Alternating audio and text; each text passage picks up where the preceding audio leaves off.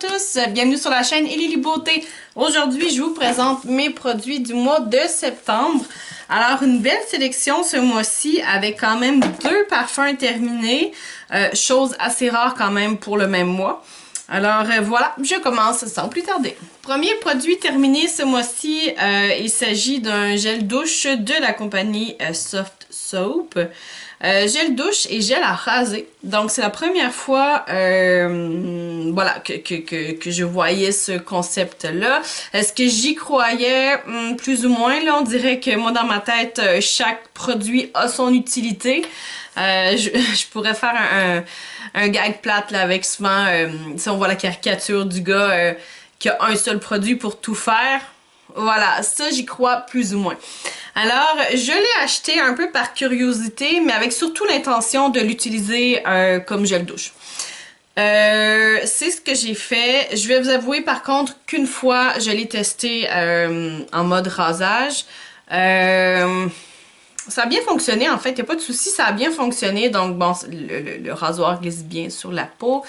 Je sais pas, c'est plus... c'est vraiment psychologique, c'est vraiment le fait que, bon, c'est un gel douche. Voilà.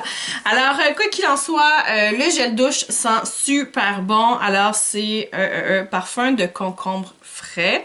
Je sais pas si vous avez déjà eu l'occasion de sentir les produits de chez Soft Soap. Ça sent vraiment très, très bon. Et puis là, ici, on parle de 591 ml, qui est assez un bon format, là. Généralement, ce sont tous des gros formats comme ça. Donc, ça vous fait un bon bout de temps.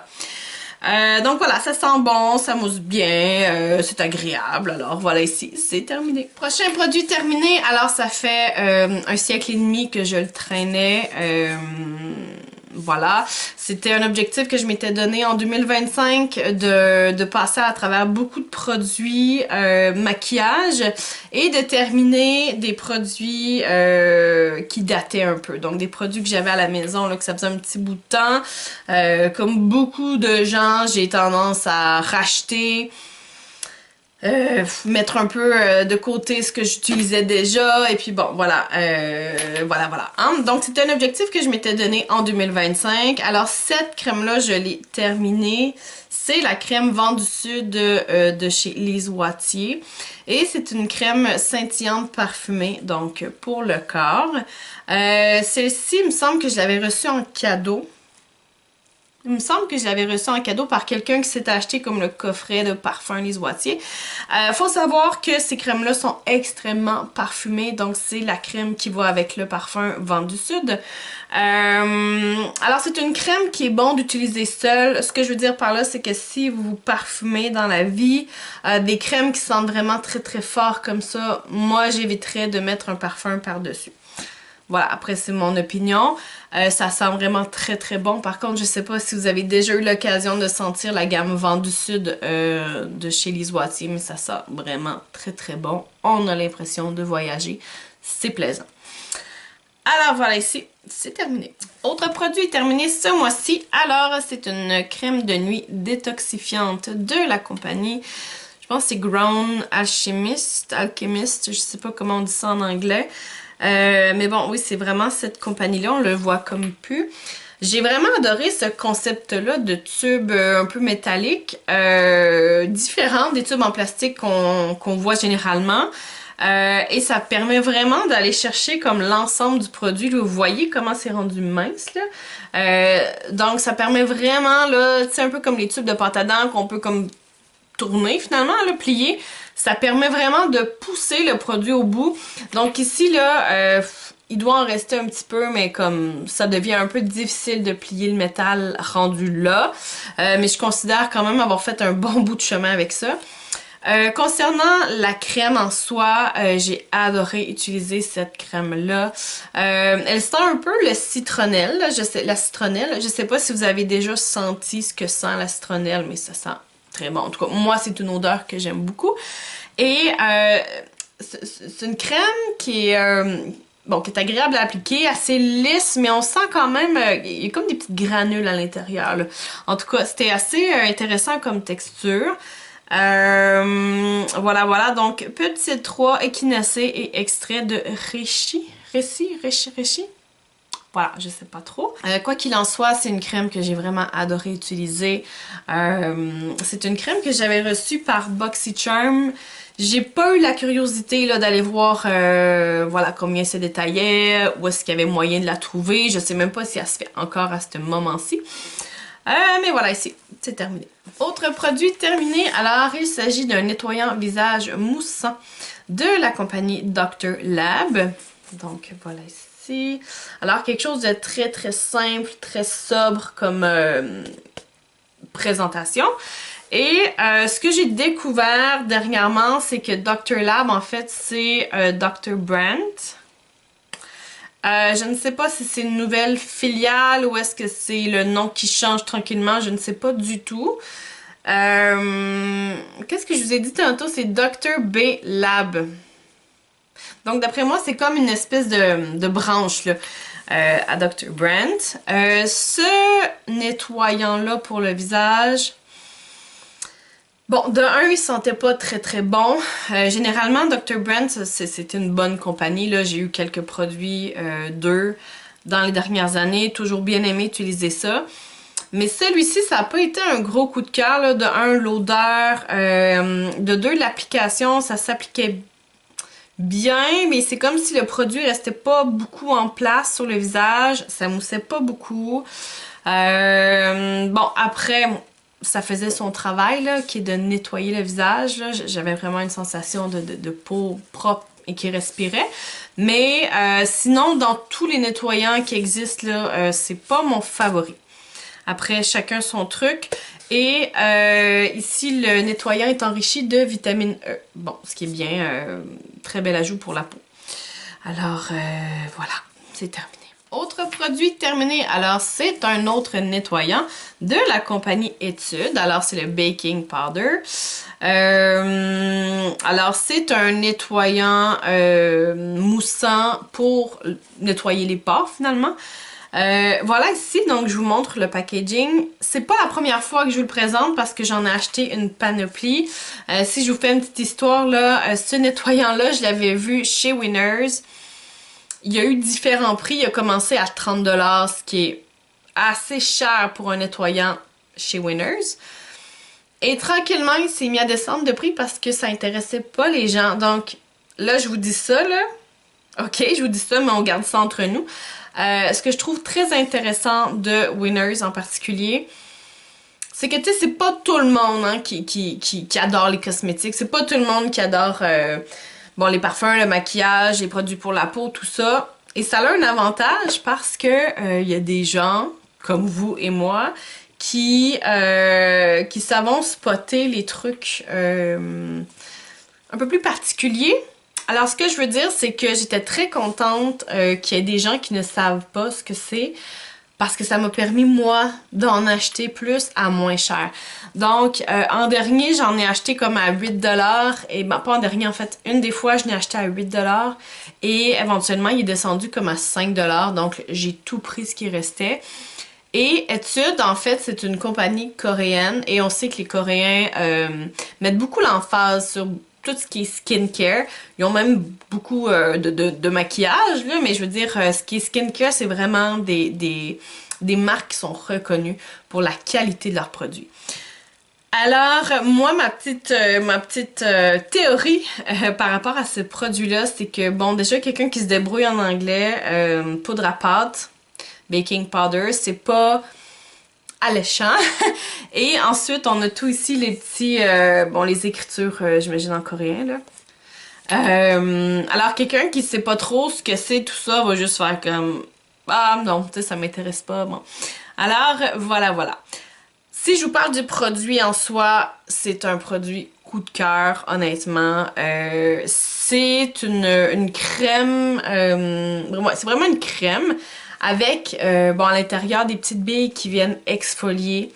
Mais c'est vraiment une exfoliation qui est douce et ça sent vraiment très très bon. Donc, j'ai vraiment beaucoup de plaisir à utiliser ce produit-là. Si vous cherchez un nouveau nettoyant, c'est vraiment un nettoyant que je vous recommande. Donc, les deux produits qui me restent à vous présenter, ce sont des parfums. Alors là, bon, on est rendu au mois de septembre et vous savez, je me suis donné un défi d'ici, décembre, le 1er janvier, de terminer 25 produits, soit parfums, cosmétiques, pour vous faire un petit bilan au mois de janvier. Et puis voilà, dans les derniers mois, je me suis vraiment lancée dans l'acquisition d'une quantité phénoménale de parfums. Déjà, bon, comme vous le savez, si vous regardez un petit peu mes vidéos sur les parfums, je suis quelqu'un qui adore les parfums, mais là, j'ai acquis certains skills, on va dire, un peu plus développés sur les parfums, donc je commence à m'intéresser un peu plus aux marques élargies, aux façons de sentir, au vocabulaire.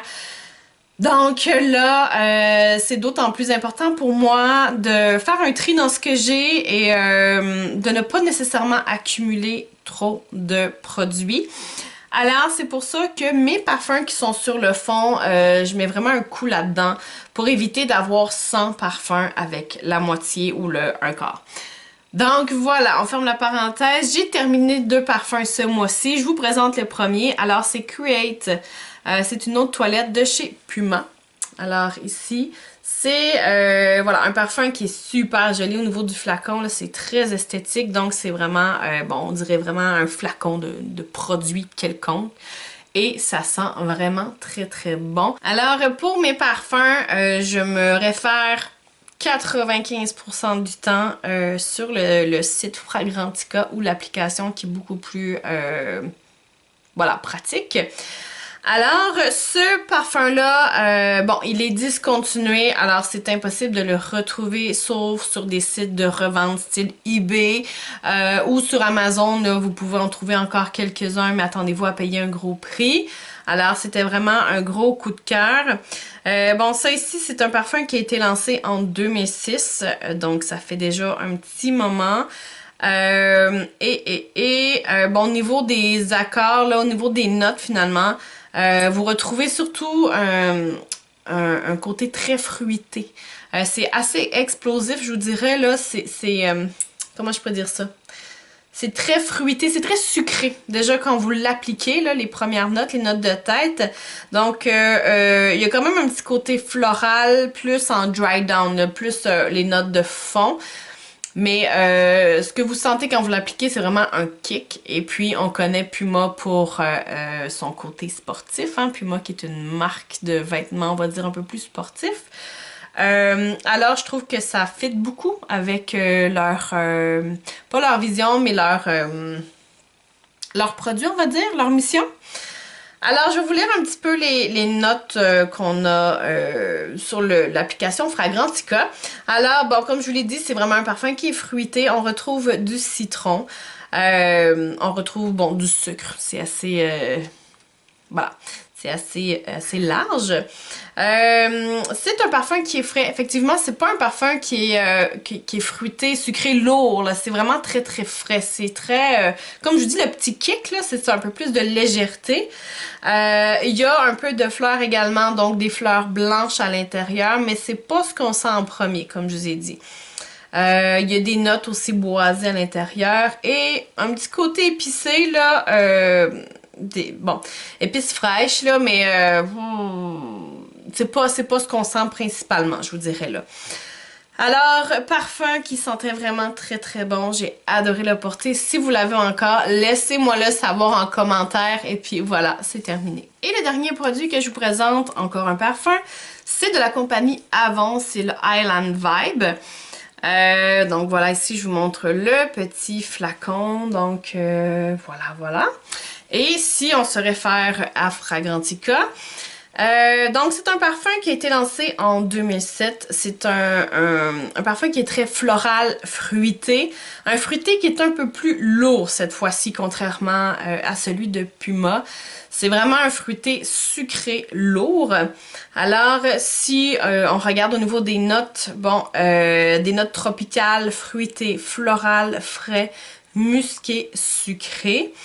Donc effectivement, c'est vraiment beaucoup plus, comment je pourrais dire, Il y a vraiment un accord très distinct entre le floral et le fruité dans ce parfum-ci, mais on dénote beaucoup plus le sucre, le fruité.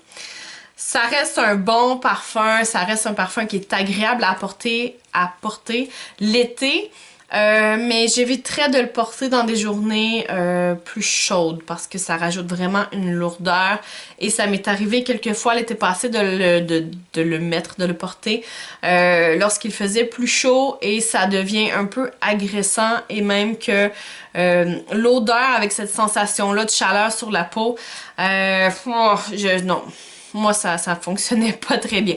Alors, je vous dirais, petite soirée, pas fraîche, pas froide, mais tu sais, petite soirée avec un bon petit vent chaud, quelque chose de très léger. C'est un parfum qui est vraiment agréable à porter dans ces moments-là. Et celui-là, même chose, discontinué, plus moyen de le trouver, sauf encore là sur Amazon ou sur eBay. Ici, il recommande d'aller voir sur FragranceNet, qui est un site avec plus de 40 000 parfums, donc hommes et femmes confondus. Mais en allant voir sur le site de FragranceNet, finalement, on retrouve des parfums de chez Avon, mais pas celui-là. Alors voilà, c'est tout pour ma vidéo des produits du mois de septembre. J'espère que vous avez aimé. N'hésitez pas à me laisser vos commentaires en bas. Abonnez-vous à ma chaîne, partagez mes vidéos. On se voit bientôt pour d'autres contenus. Ciao!